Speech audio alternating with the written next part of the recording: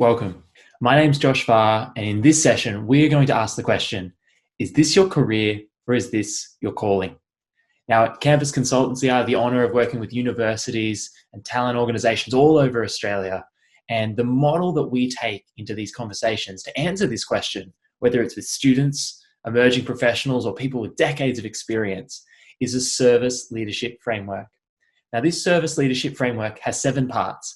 And in each of these parts today, in this brief talk, I want to explain to you what the S, E, R, B, I, C, and E each stand for. And with each part, I want to ask you 2 questions. So as you're following along and as you're answering these questions, I don't want you to sit there passively. We all know what it's like to be in an interview where you can tell the interviewer or the interviewee doesn't even really want to be there. I want you to be active and engaged. So whether that means popping your answers in the comments as you listen along, whether that means writing your answers down on a notebook, or whether that means taking a note of some of the questions that jump out for you and sending me a message on LinkedIn afterwards to discuss them and dig into more detail. But whatever you do, if you're investing this time with me today, I thank you for being here. I appreciate the work you do, and I hope this is valuable for you. So let's get started. The service leadership framework and how it can help you figure out is it your career or your calling starts with self-awareness. The first step, and we say this to candidates all the time, is you must know thyself. We want to know if we're interviewing a candidate what their strengths are, but what does it mean for us to know ourselves as talent professionals? 2 questions you can use to examine self-awareness as a talent professional, and as we start to build towards this idea of a calling over a career, is what are your top strengths? What are a couple of things that you do really, really well? Now, these might be things that you've brought across from a parallel career or an adjacent career pathway, or they might be things that you've developed on the job. But when you're at your best, what are the top strengths that you exhibit as an individual in your teams? The second question I want to ask you is, when you're at your best, how do you use your strengths as a talent professional? Now, these strengths might be you make someone feel really comfortable. And when you meet them for that first coffee or virtual coffee, you help them feel at home. Your strengths might be that you're very, very clear in your vision and your mission and your values, and you're able to articulate and share that with a candidate in a way that helps them build rapport. Your strengths might be you're a really good listener and that you actually say very little, but in the talent process and the acquisition process, you're very good at helping a candidate share the things that make them tick and get clarity on what their strengths are. So in the comments or in your notes at home, what are your top strengths? And when you're at your best, how are you using them? The second step in the service leadership framework is empathy.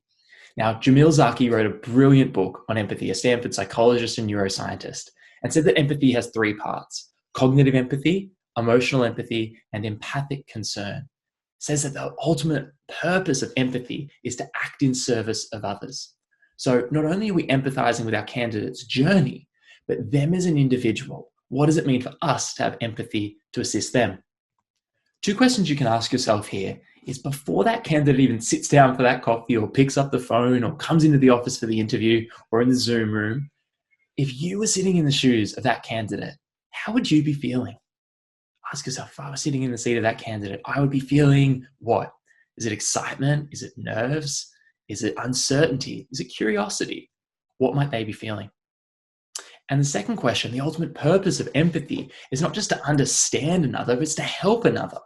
So to show a candidate that you care by going above and beyond for them, what could you do? Now, you might have an interview next week. You might have a team meeting. You might be setting out a strategy for 2021 or until 2030.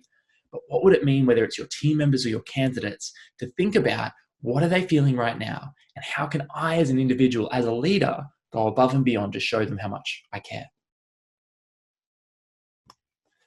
The third step of the service leadership framework is to read. Now, this can jump out as a bit of an odd one. What do you mean to read? To read is not only to be curious, but to read is to be informed. To read is to know your industry. If we know our industry better than anybody else, when that candidate sits down in front of us and our company, we will stand out. We need to know what our competitors are doing. We need to know what best practice is if we're based in Australia or Australasia, what's happening in Europe, what's happening in the US, what's happening in Mexico, what's happening in booming economies like Brazil and China. If other countries and other cultures do it differently, why don't we know how they handle this industry? because there's technology in the US, there's technology in Brisbane and Melbourne, but there's also HR organizations, marketing organizations, branding organizations, engineering and accounting and health organizations. So what's happening around the world, and how could that inform what we do right here at home? 2 questions I want you to ask when it comes to reading is there a topic in your industry that you don't actually feel like is being discussed enough? Now, maybe that means you jump up on the stage or the virtual stage at ATC 2021, whether that's digital or in person, and maybe that's the topic for you to discuss. And do you spend the next year learning about that and carrying it out in your work and bringing it to life? But if not, even if it's not to talk about it on a stage or on a screen, how could that topic help you in your work? Is it, we hear a lot about candidate journey, but what about candidate pre-journey, candidate post-journey, candidate at home during the journey? What's something that you know for a fact or from your experience affects a candidate's experience that you don't feel is discussed enough? You can get curious and learn about that. The second question is in an adjacent industry or market, whether if you're in engineering, what's happening in accounting? If you're in accounting, what's happening in marketing? Or in a different country or market, what is something that if you knew what they were doing, you could apply it to your industry? Whether that's reading the magazines, reading the blogs, reading the LinkedIn feeds of thought leaders in that industry, what could you do? Where could you go to learn about another industry to help inform your work today? The 4th step of the service leadership framework and how it can help you not only be really effective at what you do, but craft a career into a calling or something where you feel emotionally attached to it. My number 1 tip here, and out of all 7, vision is crucial. Now, Friedrich Nietzsche, 19th century German philosopher, said, "He who has a why to live can bear almost any how." Now, in 2020, they who have a why to live can bear almost any how. But what does that mean? Why is a vision so important? Why does it matter that there's something bigger than you in your work? Because after all, it's me doing the work. Well, when we look at visions, there are 2 questions I want you to ask, and I want you to think about. And in fact, I'd love you to answer right now, whether it's in the comments, writing it below, or sending me a message on LinkedIn and checking in. I want to know about the impact you wish to have. Why do you go to work every single day? When you finish your career, what is the impact that you will have had? How have you changed the world for the better? By doing the work that you do, how do you make the world a better place? Now, if this sounds like a big question, it is, but it's absolutely crucial. We need to know this why, because if we're asking candidates to tell us, well, why do you want to work for this company? It's only fair enough that they turn around and like, well, why do you want to work for this company? And why do you keep working for this company? And if you left 5 other companies, why? What's the reason? What is the purpose or deeper reason that keeps us doing what we're doing? One of the keys to a calling, and I would consider the work I'm blessed to do with campus consultancy as a calling, is that it's something much bigger than me. It's a piece of work that, in my opinion, will never be complete. It's about empowering leaders to create positive change in the world using, amongst other tools, the service leadership framework. So when it comes to your work, what is that impact you want to have? How do you know that you're making the world a better place for one candidate, one team, one environment, one office, or one project at a time? The 5th step in the service leadership framework is to have an internal locus of control. Now, the opposite of an internal locus of control is an external locus of control. You might be like, well, that's not very helpful. I could have figured that out on my own, Josh. I'll explain it. The locus of control means the location of control, who or what has control in your life. External means it's factors beyond me. It's my boss, it's the office, it's the government, it's the candidate, it's the person who's offering the job. It's something else that has control. Whereas an internal locus of control says, if I want things to change, I need to change. If I want the candidate experience to change, I need to grow and improve and develop my skill sets, my knowledge. I need to read more broadly. I need to be more clear on my vision. I need to empathize even more with the people I'm working with. So when it comes to internal locus of control, 2 questions to consider here is the way that the candidate behaves, and I put this to you, is influenced but not controlled, influenced by your actions, abilities, and communication. So what is one area that you could improve on that if you did would improve the candidate experience, would improve their likelihood of going with your organization over another, would have them tell their friends, even if they don't take the job, that this was an amazing experience? Is it your actions, your abilities, or your communication? What's the one for you that you think, if I was to go to another level in the next 6 months of 2020, this is a level for me? actions, abilities, or communication? And the second question here is that I'd put to you, your people are everything. So to help them, to help your teams, to help your colleagues, what do you need to take responsibility for? There's purpose where responsibility has been put aside. So where can you find something, a task, a program, a part of the candidate experience that hasn't been taken responsibility for? And where could you lean into that? Two final parts. Number 6 is curiosity. And I'll go straight to the questions on this one. Over the next 6 months, the second half of 2020, what do you want to learn more about? What do you want to lean into?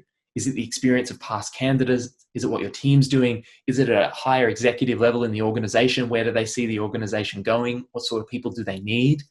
What do you want to learn more about? What would excite you and thrill you in your job to learn more about? And in the industry, not to do it alone, one of the beautiful things about conventions like this Australasian Talent Conference, is that we're surrounded by amazing people willing to help, giving their time. So who is someone in this industry, or someone you've even heard at this conference, who you look up to, think, you know what, they've got something to give? And can you reach out to that person and get to know them? So what do you want to learn more about? And who's someone you admire, who you'd like to build a stronger relationship with? Finally, the 7th part of the service leadership framework and how you can apply it to figure it out is when I'm doing a career or a calling. The 7th part is to empower. The last E in service means to empower others. Now, I believe, and I have a philosophy in life, that I grow so I have more to give to others. I believe that the more I learn, the more I'm aware of my strengths, the more I empathize, the more clear I am on why I do what I do, the more responsibility I take, and the more curious I am in general, the more I have to give other people. So if you're at this conference right now, if you're tuning in, listening in, giving your time, investing your time, you have so much to give. So I want to flip the switch a little bit from me sharing some of the things that have helped me in a couple of years working in graduate recruitment and starting my own business and working with all these different students and leaders and organizations. One of the biggest things that helped me was to go, I actually have something to give here. And what would it mean if I gave and gave and gave? Not just once at a conference, but if you follow me or see me on LinkedIn, it's every single day I'm trying to add more value than I take and give something valuable away. So 2 ways that you can think about doing that. For you to pass the torch on, whether it's as you rise up to that next role, change organizations, or just move towards a stage in life where the work you're doing now will be passed back to somebody else. For you to pass on that torch, who is someone within your organization, within your industry that you see great potential within? And jot that name down. If you get just one thing out of this talk today, service leadership is about being of service to others. So who is one person who you could help out, who you could pass on some wisdom or insights to? Jot their name down, pop it in the comments. And the second question, if you were to help their career, what could you do for them? Now, you might say, well, this is all well and good, I'm helping somebody else, but who's going to come along and help me? If you do this for them, the universe is a funny place.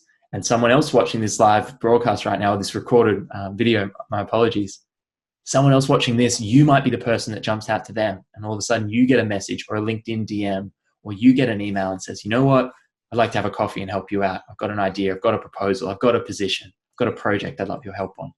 So who could you help and how could you help them? So the 7 principles I wanted to bring to you today: self-awareness, empathy, to read, to have vision and craft your vision, to have an internal locus of control, to be curious and then to empower others, build up the framework of service leadership that I operate within and teach around Australia. Now, whether this is to students or young leaders, emerging professionals and graduates, or staff with years of experience, this is a framework that I've seen work again and again and again.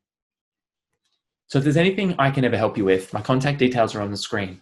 But you might be asking, how does this help us get clarity on, is this our career or our calling? Well, I'd put it to you that if we go back just one slide, this is the answer to the question. It's your calling if your role uses your strengths every day. It's your calling if the people you're working with you naturally empathize with, you want to learn about them and understand them. It's your calling if your industry fascinates you and you're reading about it and you're doing work outside of hours. It's your calling if you have vision and purpose beyond yourself. I don't just go to work for the pay, but I pay and I put my energy and effort and investment into being at work and doing that work because it's an honor to do so. It's your calling if you believe that you can control it, that you have autonomy, that you are the locus of control in your own life and your own journey. It's your calling if you're curious, if you're always wondering, you're always trying to do it better. And it's your calling if it's not just about you, but it's about empowering others. So if across these 7, 1 or 2 of them don't jump out to you, I'd ask you, oh, this isn't my calling because I don't have all these 7 things. Not at all. But they're opportunities for improvement. They're opportunities for you to say, hey, maybe I've got a few of these things, but you know what? Maybe I've lost the curiosity. I've lost that question asking. Maybe I need to meet some new people or go to some new conferences or contribute to ACT in 2021. What is the thing that you are leaving this talk going, that's an area where I could go a little bit further. That's an area that in 2020 for the next 6 months or in 2021, I could focus on.